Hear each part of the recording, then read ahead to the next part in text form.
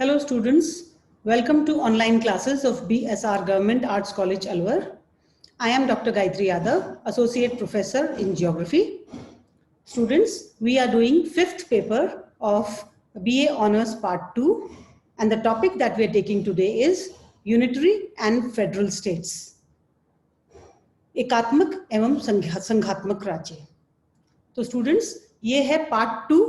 Part 1 में हमने एकात्मक राज्य डिस्कस किए थे और आज हम सेकंड पार्ट डिस्कस करेंगे जिसको कि हम संघात्मक राज्य या फेडरल स्टेट्स कहते हैं। फेडरल स्टेट्स में सबसे अच्छा उदाहरण फेडरल स्टेट का इंडिया है।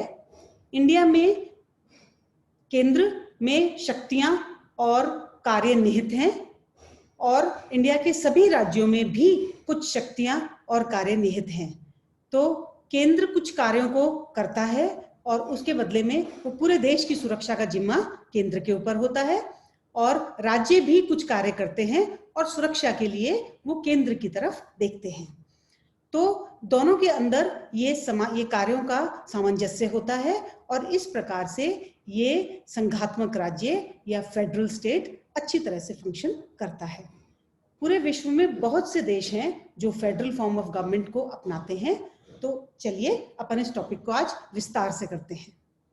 यदि हम फेडरल शब्द को देखें तो फेडरल शब्द लैटिन भाषा के फ्यूडरिस से निकला है। फ्यूडरिस जिसका अर्थ होता है संघ, अर्थात इसमें अनेक प्रांतों का संघ होता है जो अनेक कार्यों में स्वतंत्र होते हैं। साथ के साथ केंद्र भी अनेक कार्यों को संपन्न करता है। एक छोटा सा एग्जाम्पल यदि हम ले तो हमारे देश की जो रेलवेज है वो केंद्र द्वारा वो नियंत्रित है। हालांकि सभी राज्यों के अंदर रेलवेज चलती है, सब राज्य उसका बेनिफिट भी लेते हैं, लेकिन उसकी केंद्रीय शक्ति केंद्र के पास है। इसी प्रकार एजुकेशन जो है वो केंद्र में भी है और स्टेट में भी है, क्योंकि हर स्टेट में अलग लैंग्वेज है तो स्कूलिंग और कॉलेज में हम उन लैंग्वेजेस को समायोजित कर सकते हैं। तो इस प्रकार से दोनों के अंदर एक सामंजस्य बना रहता है। केंद्र तथा राज्यों में शक्तियों का विभाजन होता है। संविधान सर्वोच्च होता है तथा एक संघीय न्यायपालिका होती है। यानी न्यायपालिका का जो केंद्र है वो केंद्र में ही होता है।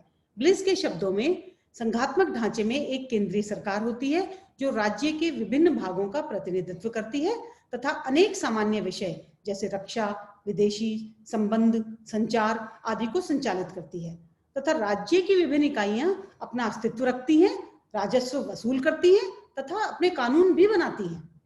मूलतः संघात्मक राज्यों में अनेक प्रांतीय इकाई का संवैधानिक अस्तित्व होता है। उनमें आपसी समन्वय एवं सामंजस्य होता है तथा संविधान की सर्वोच्चता होती है। जब भी विवाद उत्पन्न होता है संघीय न्यायालय उनका निराकरण करके निर्णय कर देते हैं। संघात्मक राज्यों के वर्तमान स्वरूप को यद्यपि अमेरिकी देन माना जाता है, किंतु इसका अस्तित्व प्राचीन काल में भी था। ईसा पूर्व 3री शताब्दी में ग्रीस में शासन का यही सिद्धांत था। प्राचीन भारत के गणराज्यों की तुलना भी इसी से की जा सकती है। वर्तमान संघवाद का उद्भव अमेरिकी पद्धति पर आधारित है, यद्यपि उसमें प्रत्येक राज्य अपनी दृष्टि से परिवर्तन कर लेता है। संघ में सभी क्षेत्रों को समन्वित किया जाता है। यह समन्वय उन्हें कतिपय शक्तियां तथा एवं राजस्व के अधिकार तथा आंतरिक प्रशासन की सुविधा प्रदान कर दिए जाते हैं और बदले में केंद्र उन्हें सुरक्षा प्रदान करता है। देश के लाभ एवं विकास हेतु नीति निर्धारित करता है और आपसी विवादों को समाप्त करता है। यानी कि स्टेट्स के जो अपने देश के जो राज्य हैं, जैसे इंडिया का उदाहरण यदि हम ले तो इंडिया में जो आपसी राज्यों के जो विवाद होते हैं उनको केंद्र ही उनको समाप्त करता है या उनका सुलटारा करता है। समय समय पर आर्थिक सहायता देता है। सैद्धांतिक दृष्टि से संघात्मक प्रारूप बड़े राज्यों के लिए उपयुक्त होते हैं। विभक्त राज्य एवं लंबाकार राज्य जिनमें अनेक मूल स्थान होते हैं वहां भी ये उपयुक्त होते हैं। कनाडा, नाइजीरिया, ऑस्ट्रेलिया सब इसके उदाहरण हैं। इन राज्यों में विभिन्न जनसंख्या वाले समूह दूरवर्ती क्षेत्रों में निवास करते हैं। कनाडा और ऑस्ट्रेलिया दो ऐसे संघात्मक राज्य हैं जिनका क्षेत्रफल विशाल है और जनसंख्या क्षेत्रफल की तुलना में कम है। सामान्यतया संघात्मक राज्य एक राजधानी के माध्यम से शासन चलाता है जो संघीय क्षेत्र में स्थित होती है। संघात्मक शासन उन राज्यों के लिए भी उपयुक्त होता है जहां विभिन्न धर्म, जाति, भाषा के लोग निवास करते हैं। संघात्मक प्रशासन अधिक लचीला और स्थानीय विकास को प्रोत्साहन देने वाला होता है। संघात्मक राज्य का भौगोलिक अध्ययन राजनीतिक भूगोल का एक महत्वपूर्ण विषय है, क्योंकि इसमें विभिन्न भौगोलिक प्रदेशों को राजनीतिक संबद्धता प्रदान की जाती है तथा उनमें एकरूपता प्रदान की जाती है। इनकी सफलता की पृष्ठभूमि में भौगोलिक कारक महत्वपूर्ण होते हैं। तो अब हम आते हैं संघात्मक राज्यों के प्रकारों पर। संघात्मक राज्यों के प्रकार। संघात्मक राज्यों के अंतर्गत जहां राज्य के विस्तार एवं जनसंख्या में भिन्नता है, वहीं उसके स्वरूप में भी विविधता है।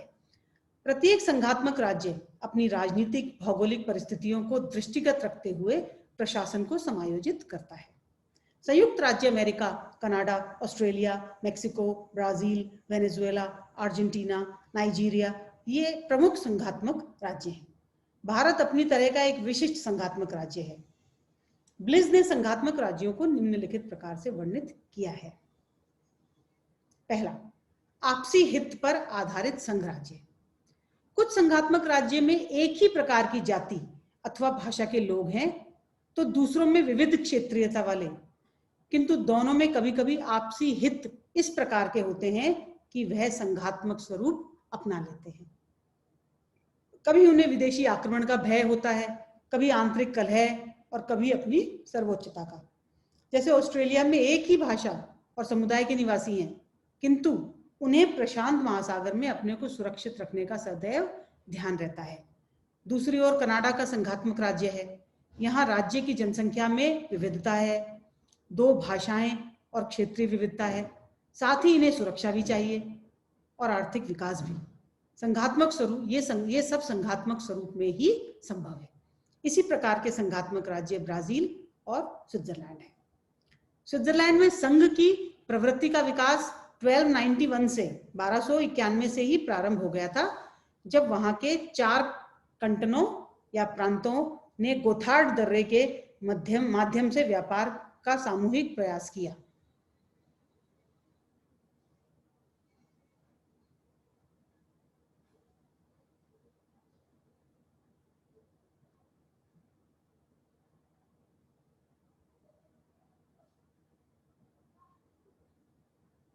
इसी से एकाकी प्रांत एक होते गए।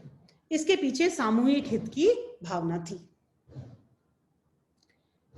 दूसरे प्रकार के संघीय राज्य हैं आपसी समझौते पर आधारित संघीय राज्य। कुछ संघीय राज्यों ने स्वयं अर्थात वहां के निवासियों ने इसे अपनाया है। नाइजीरिया और भारत इस श्रेणी के संघीय राज्य कहे जा सकते हैं। नाइजीरिया का प्रारंभिक संघीय स्वरूप औपनिवेशिक ब्रिटिश और स्थानीय नेताओं ने स्वीकार किया तथा 1954 में इसे क्रियान्वित किया गया। नाइजीरिया में 3 स्थल हैं तथा अनेकों आदिवासी जातियां हैं, जिनकी भाषाएं भी पृथक हैं। यहाँ स्वतंत्रता के पश्चात गृह युद्ध की दशाएं पैदा हो गई, जिन्हें कठिनाई से शांत किया गया तथा देश को 12 प्रांतों में विभक्त कर संघीय स्वरूप दिया गया।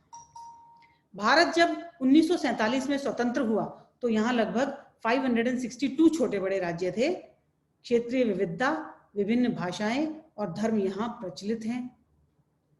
फलस्वरूप इनमें समन्वय अत्यधिक कठिन कार्य था, किंतु कुशलता से राज्यों को पुनर्गठन किया गया। केंद्र शासित प्रदेश बनाए गए, केंद्र को शक्तियां प्रदान की गई तथा राज्यों को भी पर्याप्त अधिकार दिए गए, जिससे कि उनमें आपस में कोई अनरेस्ट वाली सिचुएशन न पैदा हो। राज्यों को पुनर्गठन का आधार राज्य के पुनर्गठन के आधार भाषा को बनाया गया। अनेक विवादों का जन्म हुआ और बाद में विवाद चलते रहे, जो कि आज भी चल रहे हैं। उदाहरण के लिए मुंबई राज्य को गुजरात और महाराष्ट्र में डिवाइड कर दिया गया। पंजाब को हरियाणा और पंजाब के रूप में डिवाइड कर दिया गया, यानी पहले पंजाब एक राज्य था, उसको हरियाणा और पंजाब बना दिया गया।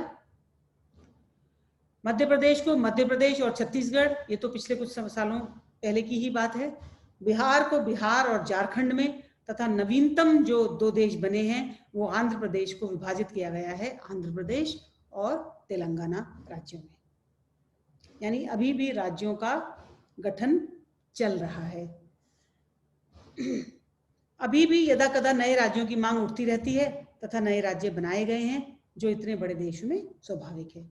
किंतु भारत का संघात्मक स्वरूप अपने आप में विशिष्ट है, जिसका संवैधानिक आधार सुदृढ़ है।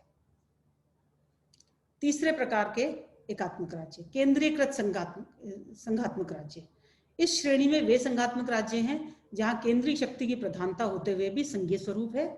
पूर्व सोवियत संघ और यूगोस्लाविया इसके उत्तम उदाहरण हैं। पूर्व सोवियत संघ जैसे विशाल विविधता से युक्त राज्य में साम्यवादी क्रांति के पश्चात केंद्रीय शक्ति की प्रधानता के साथ विभिन्न प्रांतों को स्थानीय प्रशासन के लिए बनाया गया। पूर्व सोवियत संघ के 15 रिपब्लिक बहुत वृहद सांस्कृतिक समूहों के आधार पर थे, जिनका स्तर समान था, किंतु मूल शक्ति का केंद्र मॉस्को ही रहा। 15 वृहद भागों को पुनः अनेक स्वायत्त उप विभागों में विभक्त किया गया था, जिन्हें ऑटोनोमस ओब्लास्ट कहा गया।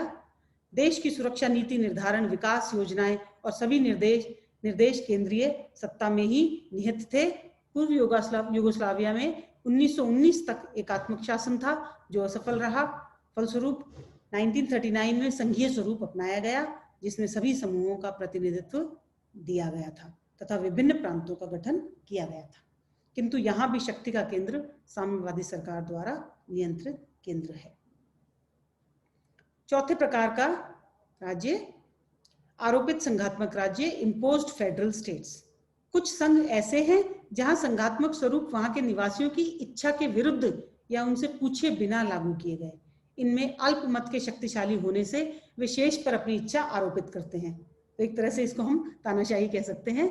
इस प्रकार के संघीय राज्य दीर्घजीवी नहीं होते, जैसे माली संघ, मध्य अफ्रीकी संघ, वेस्ट इंडीज संघ, पाकिस्तान आदि। इस प्रकार का संघात्मक स्वरूप पूर्व औपनिवेशिक शक्तियों द्वारा आरोपित किया जाता रहा है। मध्य अफ्रीकी संघ 1 दशक में समाप्त हो गया। पाकिस्तान से पूर्वी भाग बांग्लादेश के रूप में अलग हो गया। तात्पर्य यह है कि संघात्मक स्वरूप जब आरोपित होता है, उसकी सफलता पर संदेह होता है और वह अधिकांशतः असफल हो जाता है। यदि स्थानीय परिस्थितियों के अनुसार उसका निर्धारण होता है तो वह अवश्य ही सफल होता है। अब हम आते हैं संघवाद के भौगोलिक पक्ष पर। संघवाद या संघात्मक शासन के राज्यों को अन्य शासन व्यवस्थाओं की तुलना में अधिक भौगोलिक माना जाता है। संघात्मक राज्यों के भौगोलिक होने के निम्न कारण हैं। पहला, प्रत्येक क्षेत्र या राज्य में विविधता होना, अर्थात विविधता भौगोलिक नियम है। उस विविधता को नकारा नहीं जा सकता, उससे सामंजस्य ही किया जा सकता है। दूसरा, भौगोलिक विविधता में संघ एकता स्थापित करता है, उन्हें एक पटल पर मिलाता है, उन्हें साथ साथ रहकर एक अस्तित्व से रहना सिखाता है। तीसरा, इसके माध्यम से सामाजिक एकत्व की भावना जागृत होती है। विभिन्न भाषा, धर्म, जाति के लोग अलग होते हुए भी संघ से संबंधित रहते हैं। चौथा, इनमें दोहरा प्रशासन होता है। राज्य एवं केंद्र को क्षेत्रीय विकास की गति मिलती है। पांचवा, राज्य एवं केंद्र मिलकर आर्थिक प्रगति का मार्ग प्रशस्त करते हैं तथा एक इकाई का दूसरे के साथ अंतर संबंध स्थापित होता है। अतः देश के विभिन्न भागों की आवश्यकता देश में ही पूर्ण होने की आशा रहती है। महत्वपूर्ण विषय जैसे सुरक्षा, विदेश व्यापार, विदेश नीति, योजना, संचार आदि केंद्र के अधिकार क्षेत्र में होने के कारण राज्य सुरक्षित महसूस करते हैं और अपना संपूर्ण ध्यान इसी ओर लगाते हैं।